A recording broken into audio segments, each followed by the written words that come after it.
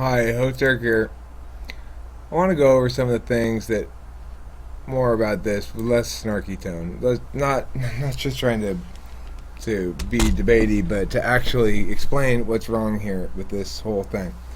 Okay, so one of the main the reason we were arguing earlier, UB and me and Trenton and Zach and everybody, is because UB doesn't have a clear understanding of the difference between time and space objects and the role of duration and of the necessity to have a different metaphysics for each. So one of the mistakes he makes continually in this video, and UB, I'm not trying to throw you under the bus or bust your chops or anything. I do this every time somebody demonstrates a concept of bad argumentation that I can explain, because I really do think I'm doing God's work here and helping everybody to make better arguments.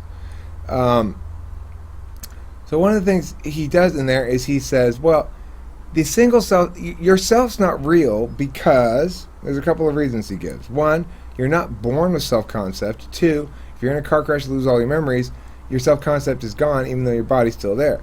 He deduces from this a lack of reality, a lack of permanence, or a lack of distinction because he's referring to a process, not a static object. Of course, the problem is all time objects are process objects.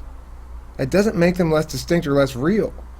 And if we're talking about like, well, okay, your self is real because it's your body, but your single self isn't real because it's just an illusion in your head.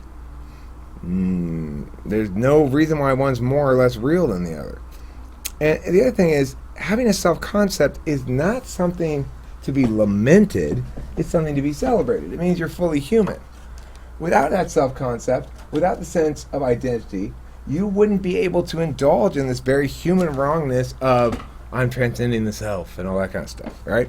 Those lies are only possible because the single self illusion, as you call it, is very, very forgiving. No matter how much you doubt it, it is going to persist for you, fortunately.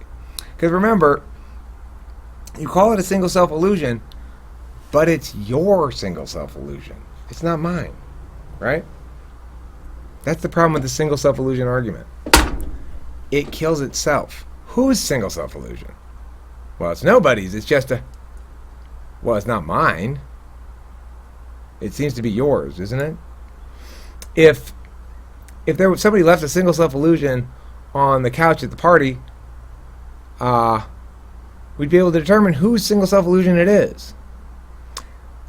Now, you might say, well, indulging in that self-concept is somehow undermining you. Absolutely false.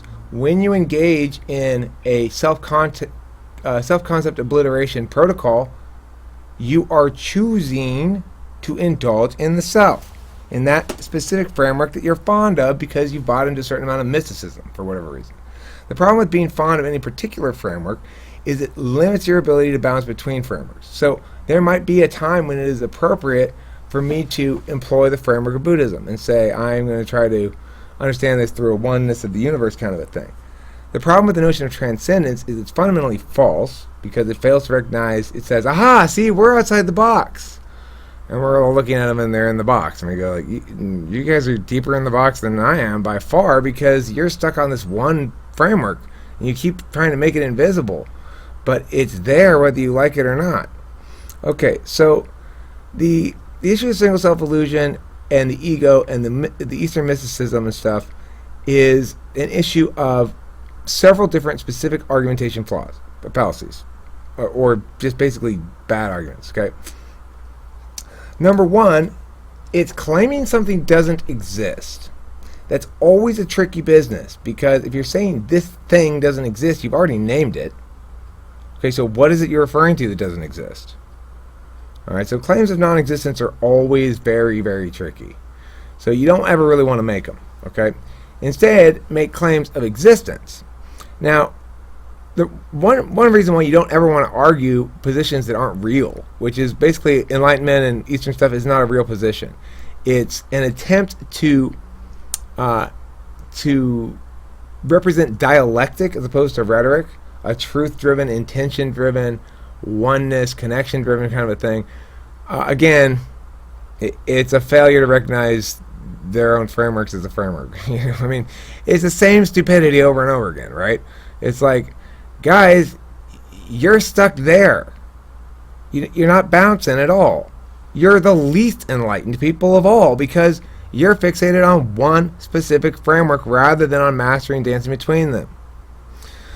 So, I mean, number 2, predicated on a really bad, horrible misunderstanding of the nature of belief. Belief and wealth are the most 2 misunderstood things in the universe.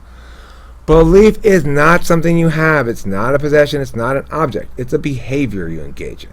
If you say, I believe that everything happens for a reason, what you're saying is I'm engaging in the behavior of looking for the reasons for things, as if they were purposed by an outside party. Rationalists, one of the most important things they need to learn is that it's okay to do that. It's totally okay. You understand that it's a non-rational framework. You apply it in certain circumstances, understanding that we are not entirely rational beings. We have non-rational components ourselves. And understand, of course, that we're going to prioritize something. So this is the problem 3 that the Buddhists don't get, and a lot of people don't get in a lot of arguments. You can't win an argument by saying X is bad unless it's better than the alternative in the status quo.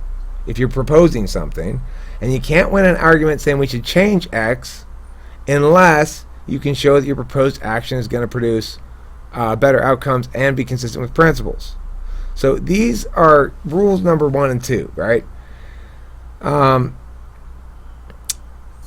So you can't negate, since you're the one making the arguments, if you're a mysticist. You don't get to negate. And they want to come in and try to negate. Well, then the ego doesn't exist. You're not on the neg. You're the one making the weird claims about magic and fairy dust, okay? You're not on the neg. You're on the af. That means you have the burden to affirm. And they say, well, no, you're already there. You're already enlightened. You just have to realize it. You have to awaken and realize it. I know. I'm saying the same exact thing about you. Now, what makes your claim more valid? I'm saying, oh my God, you're so unenlightened because you're losing this argument so badly. You're making bad arguments. You're ascribing to bad arguments on purpose, even though they're losing arguments for no reason I can ascertain. How unenlightened? Well, what makes your claim better than mine? Nothing. So that's why you don't make those kind of claims and arguments, because there's no meat to them. Hi, Delilah, what's going on? I was just gonna say that I'm like deathly ill, and apparently you have to be 18 to buy Dayquil. Oh, so you want me to go get Dayquil with you? Whenever you get a chance. Yeah, we'll go as soon as you guys. I don't want to go. I'll go by myself, but don't. If you're in a hurry for it, then. I'm not. Okay, I'll get some tonight. Thank you. Just whenever you get a chance. All right, cool. Yeah, so just to recap, if you want to make mystical arguments, don't come in assuming you're neg, you're not, you're af. You gotta uphold those claims. 2, if you're gonna make claims about things not existing, then you have to define them. So you say this defined distinct object I'm going to declare non-existent on the following grounds. Otherwise, you immediately fall into a pit with spikes. If you're going to claim that a given protocol or behavior is going to produce better outcomes, then you have to compare it against the alternatives. You cannot assume that in the default people are prioritizing nothing, and so by prioritizing your framework, they're transcending something. In fact, you have to actually demonstrate your framework is better than another framework. You cannot continually say, oh no, we're out of the box, we don't have any frameworks. Yeah, you do. That's your framework. Okay, so this is the thing. A lot of people are so attached to the sense that they have that their experiential reality provides a better sense of truth than does argumentation, that they end up ascribing to lies all the time, because they don't understand the truth and the best argument are exactly the same thing.